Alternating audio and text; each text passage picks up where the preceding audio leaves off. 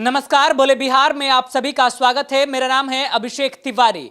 बिहार में दरोगा बहाली की खबर लगातार हम दिखाते रहे हैं, बताते रहे हैं कि दरोगा आयोग भविष्य के साथ कैसे खिलवाड़ करता है।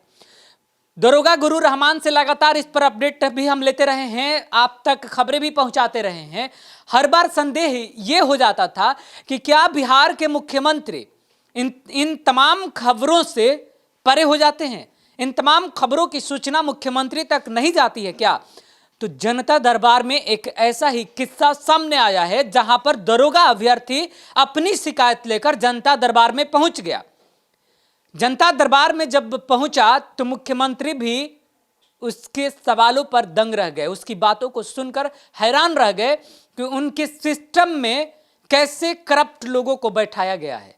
मुख्यमंत्री ने तुरंत आदेश दिया, फोन मिलाओ रे। लेकिन फोन मिलाने के बाद क्या हुआ ये कोई नहीं कह सकता, क्योंकि उस बंदे को वहीं से उठा दिया गया और उसे साइड कर दिया गया।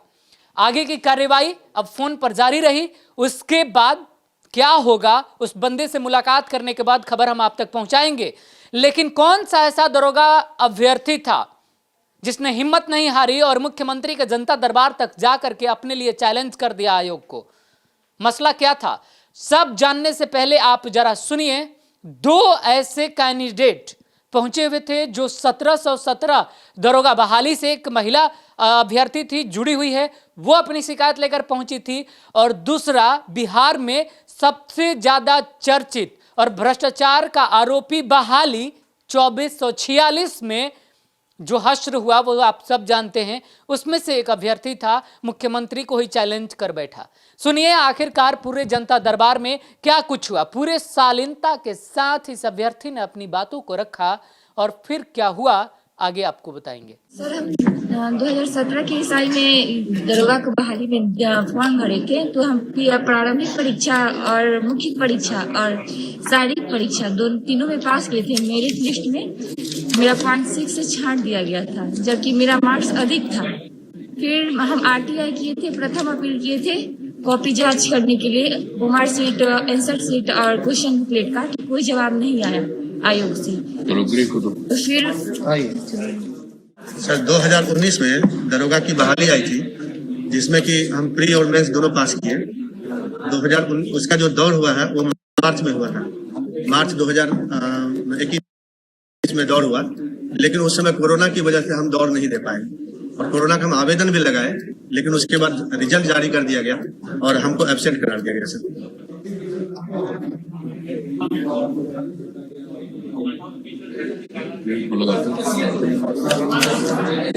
कब की बात है? 2020 की? 21 की सर, 2021 में दौड़ हुआ है सर,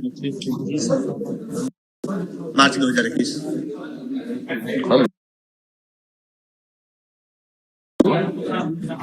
जरा देखिए तो एक आदमी आया है जो बता रहा है कि ये जो दौड़ हुआ पुलिस की बहाली वाले में, ये लास्ट ईयर को मार्च अप्रैल महीने में, मार्च में दौड़ हुआ था। 25 मार्च को मेरा दौड़ 25 हुआ था।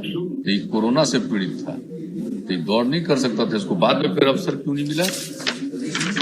जरा देखिए, तुरंत क्या नहीं मिला। सहरसा का मामला है, देख लीजिए। दरअसल दरोगा बहाली में 2446 को लेकर के सबसे ज्यादा चर्चा हो रही है, क्योंकि हर बार बहाली के हर एक क्रम पर प्रदर्शन हो रहे थे, भ्रष्टाचार के आरोप लगाए जा रहे थे, लेकिन सरकार के तरफ से कोई भी सुध नहीं ली जा रही थी।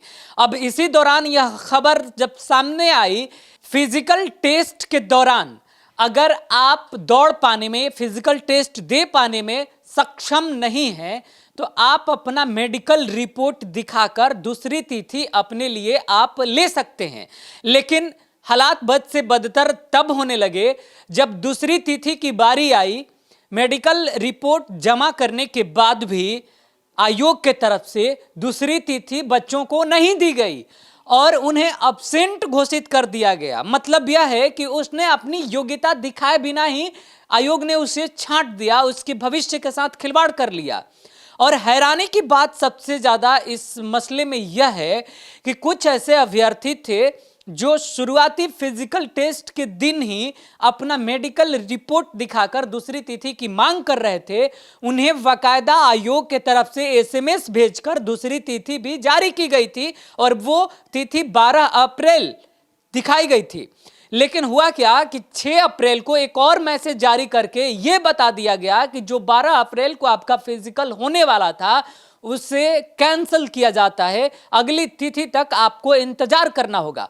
मतलब आयोग पहले आपके आवेदन पर विचाराधीन था, विचार करता है और तमाम वैसे लोगों को लेकर के वो एक नोटिफिकेशन, एक सूचना अपने तरफ से जारी करता है कि ऐसे बच्चों के लिए जो आज के दिन फिजिकल नहीं दे सकते हैं और जिन्होंने अपना मेडिकल रिपोर्ट जमा किया है, उनके लिए 12 अप्रैल को फिजिकल टेस्ट कराया जाएगा, उस दिन वो तैयार रहें। लेकिन फिर 6 तारीख को इसे कैंसिल कर दिया जाता है और ये पूरा का पूरा मामला पटना उच्च न्यायालय में अब भी लंबित पड़ा हुआ है, चल रहा है। इस पर सुनवाई अभी जारी है।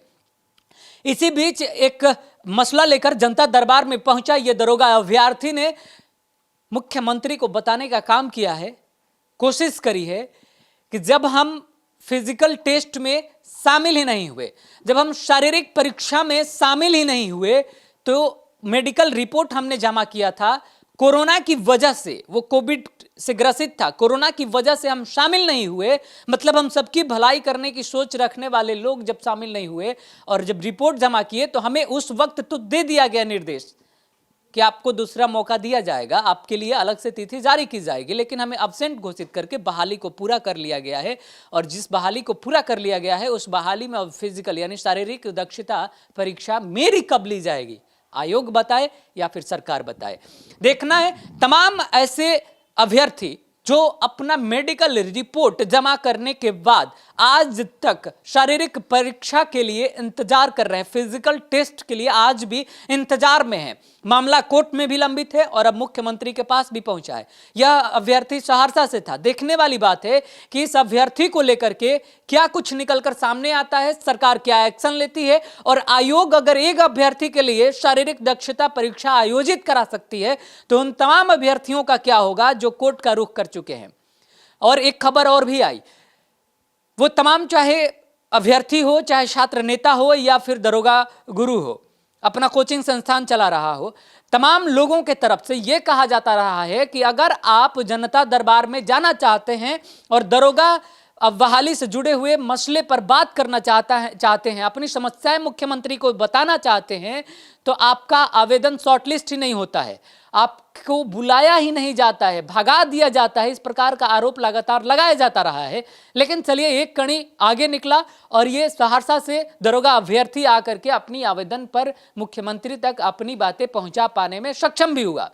अब देखना है आने वाले दिनों में इस पर क्या कार्रवाई होती है, आयोग की तरफ से किस प्रकार का इसे जवाब मिलता है, या फिर आयोग इसके लिए शारीरिक दक्षता परीक्षा आयोजित कराएगा, यानी इसका फिजिकल टेस्ट लेगा या नहीं।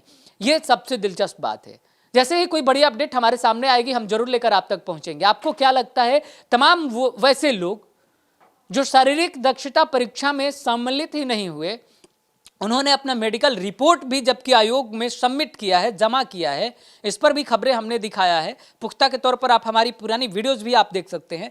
तो वैसे लोगों के लिए आयोग को दोबारा दक्षता परीक्षा यानी फिजिकल टेस्ट जो है कराना चाहिए या नहीं। एक खास सूचना आपके लिए, बेहद अहम सूचना है।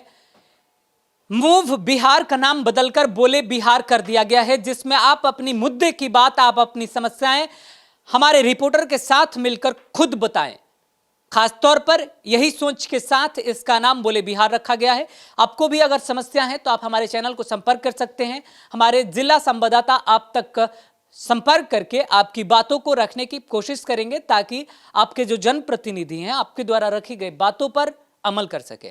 फिलहाल आप सभी का हमारे साथ जुड़ने के लिए बहुत बहुत धन्यवाद। अगर अभी तक आपने हमारे चैनल को सब्सक्राइब नहीं किया है तो कर लीजिए, बेल आइकन दबाना ना भूलें ताकि हर एक खबर सबसे पहले हम आप तक पहुंचा पाने में सक्षम हो सके। नमस्कार।